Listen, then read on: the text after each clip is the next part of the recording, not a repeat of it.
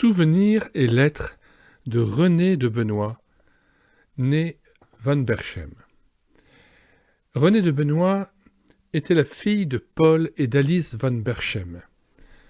Sa mère était elle-même auteure du livre « Cette nuit-là, je choisis Dieu ».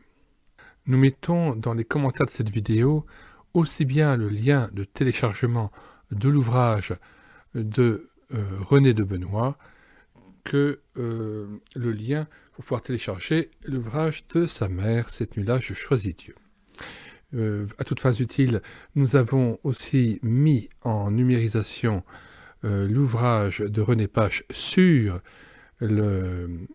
l'époux de Renée de Benoît, qui s'appelait donc Pierre de Benoît, qui a été rédigé donc par René Pache. Enfin, pour faire une présentation complète de toute cette famille, Renée de Benoît est la mère de Claire-Lise de Benoît, auteur notamment de très nombreux livres sur les enfants et la petite enfance chrétienne, l'évangélisation auprès des enfants, et notamment du livre fameux « L'important, c'est l'enfant », ouvrage épuisé et non réédité par la LLB, que nous avons numérisé et que nous mettons à votre disposition aussi sur médiathèquechrétienne.fr. Nous mettons le lien bien sûr de cet ouvrage dans les commentaires de cette vidéo. Présentation maintenant de Souvenirs et lettres. Renée de Benoît décéda à 27 ans après une vie consacrée à Dieu. Infirmière ayant soigné les soldats revenant du front à Lyon et missionnaire en Inde pendant 2 années, épouse du docteur Pierre de Benoît, dont vous pourrez lire la biographie rédigée par René Pache, nous disions tout à l'heure. Ce livre relate, on parle bien de souvenirs et lettres, relate les échanges épistolaires et la vie intérieure d'une femme ayant aimé et honoré Christ de tout son cœur.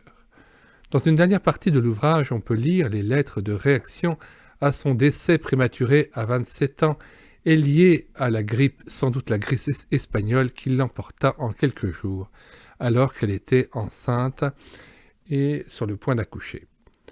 Mademoiselle Adèle Pélaz, fondatrice de l'œuvre de l'Étoile qui fit tant de bien aux jeunes gens pendant 60 ans à Genève, écrivait à propos de ce deuil « Dieu est venu dans votre famille cueillir une des plus belles fleurs de son jardin, fleurs dont le parfum d'amour et de consécration au service du Maître, d'oubli de soi-même a tellement embaumé l'atmosphère de tous ceux qui l'ont contemplée.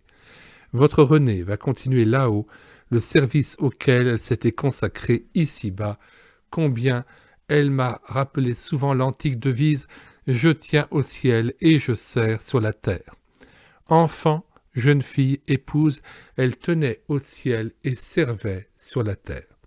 Renée elle-même, poussée par une étrange intuition, avait écrit à sa sœur Odette, 2 mois avant son départ, lettre du 19 décembre 1918.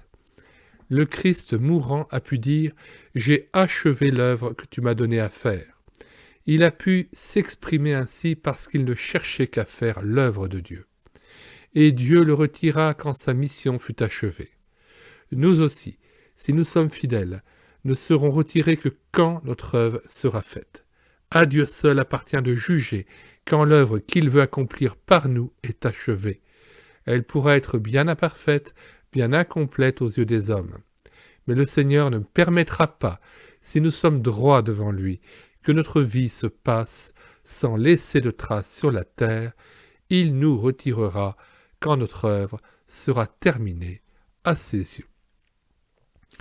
C'est donc un grand privilège pour moi de pouvoir faire revivre cette œuvre de cette jeune femme qui a donné toute sa vie à Dieu, soit en tant qu'épouse, soit en tant que mère, soit en tant qu'infirmière et missionnaire en Inde. Nous vous laissons découvrir sa biographie et sommes fiers de participer à la réhabilitation de son œuvre.